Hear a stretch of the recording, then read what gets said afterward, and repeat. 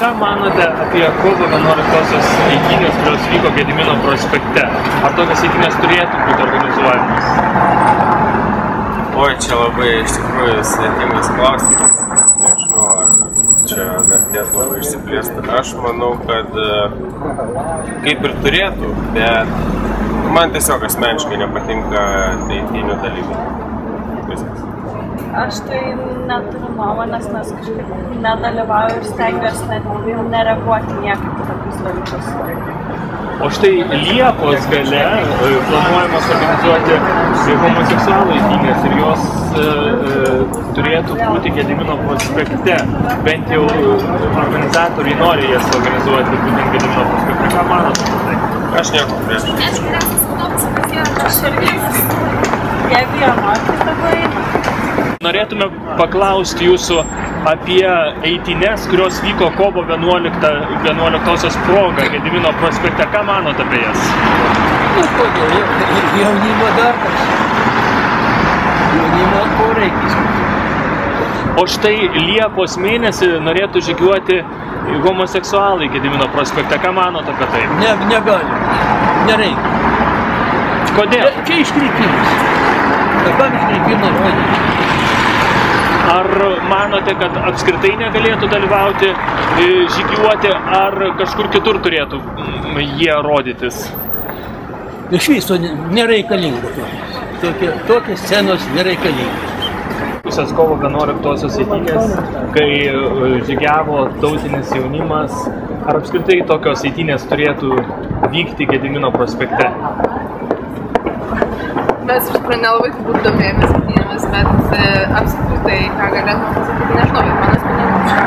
Tai jeigu žmonės turi kažkokią nuomonę, jie matyt turi teisę ją išreikšti, tai svarbu viskas, kad būtų iš tikrųjų kultūringai ir turbūt nepažeidžiant kitų žmonių teisių ir manau, kad tokiu atveju viskas gali vykti.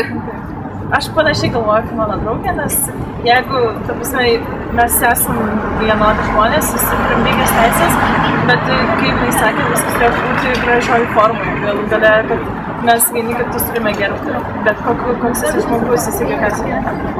O štai kitas klausimas. Liepos gale žadama Gedimino prospekte norima organizuoti gėjų eitynės. Ką manot, ar turėtų jos vykti Gedimino prospekte? Aš tai manau, kad mes visi, kaip aš sakiau, esame lygūs žmonės ir aš esu pati ne prieš tokius dalykus, apie eitynės, būtent arba apie gėjai, ar tai tautininkai, man iš tiesų tai nesudaro jokio skirtumo. Tiesiog vėlgi čia mūsų tokia yra valstybė, kad jie visi yra homofobiški ir jie galvoja, kad čia yra labai baisus dalykas. Ir aš manau, kad čia nesudaro jokio skirtumo, kurioje gatvėje tai vyks. Žmonės nori parodyti, kas jie yra, tai kodėlgi ne. Nors iš kitos pusės, tai kodėl turėtų daryti jie, o nedaryti, pavyzdžiui, mamos, nėščiosios, ten su kūdikių vežimėliais ar, nežinau, transseksualai, kokie nors ir dar kažkas. Na, taip čia toksai, tokias trikos nuomonės kaip ir man turi. Aš tai nieko prieš nei mažumas, nei didumas, nei kad jie žygiuotų ar nežygiuotų, bet iš tikrųjų tai kas yra siektina, tai kad niekas neturėtų eiti apskritai jokias eitynės, o tiesiog žmonės vaikščiotų gatvėmis ir tada nesvarbu, ar tai yra Gedimino prospektas ar Vokiečių gatvė. Tai matyt, tiesiog tolerancijos visiems.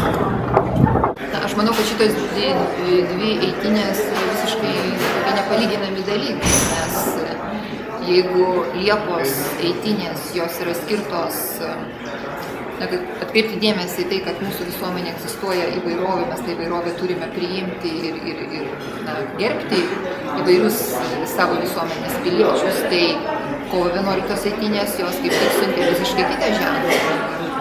Tas liūdnai pagarsėjęs šūkis Lietuva lietuviams, kuris tarsi eliminuoja visas kitas etninės grupės, nes jie kaip ir nėra etniniai lietuviai. Ir žinant viešus pasisakymus organizatorių kitų grupių atžvilgių, kada yra labai akivaizdžios patriarchališkos nuostatos, yra labai akivaizdus nusistatymas prieš homoseksualius asmenis ir panašus dalykai, tai man tai iš tikrųjų buvo labai liūdna, kad po daugiau kaip 20 metų nepriklausomybės Lietuvoje mes kūrėme visuomenę, kuri yra pagrįsta tokia segregacija, išsluoksniavimu, tarsi kalbėjimo, kad kažkokie tai vieni žmonės yra aukštesnės kategorijos negu kiti žmonės.